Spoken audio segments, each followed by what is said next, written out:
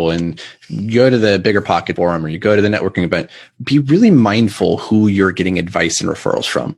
Don't go to somebody who is broke and ask them for advice on money. And don't ask for them for a referral to their coach that's clearly not working. Like, go and find the people whose advice and referrals are worth the time and energy, and talk to them and say, like, hey, Bruce, you're crushing it right now. Who would you refer? Who would you recommend? Like, that's going to mean so much more than just going to the bookstore and, talking to the barista and saying, hey, who should I work with?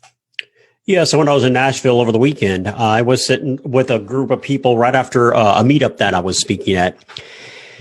And I was asking them financial questions about, what do you do with your money? How do you invest your money? What kind of tax strategies do you employ? And I was doing it in a way that I was asking, of these two options, which do you know to be right?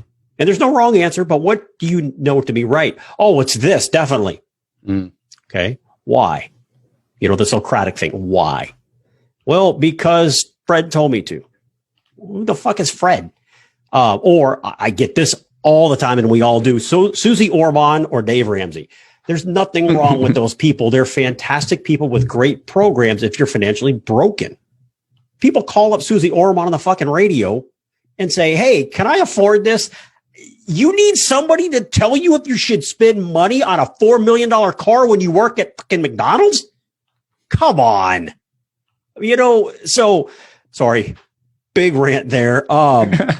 But I don't even remember what I was talking. Oh, yeah. So, and where the conversation kind of came up from, I asked people about, okay, I turned to one of the ladies at the table. I said, okay, I'm going to ask you a question. You have to answer me honestly, and there is no wrong answer, I promise. She goes, okay, I'm scared now, but okay.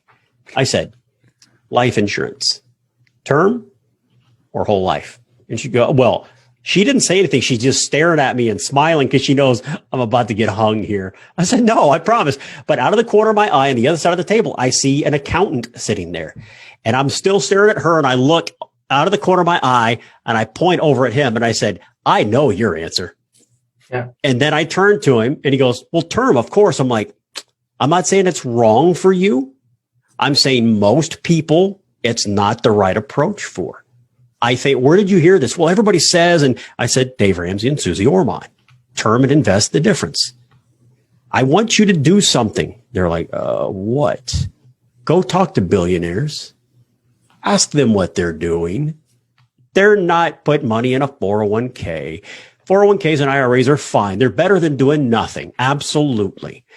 But I do my damnedest to get around as many billionaires as I can. I've met 4 billionaires. And I'm asking them, what do you do with your money?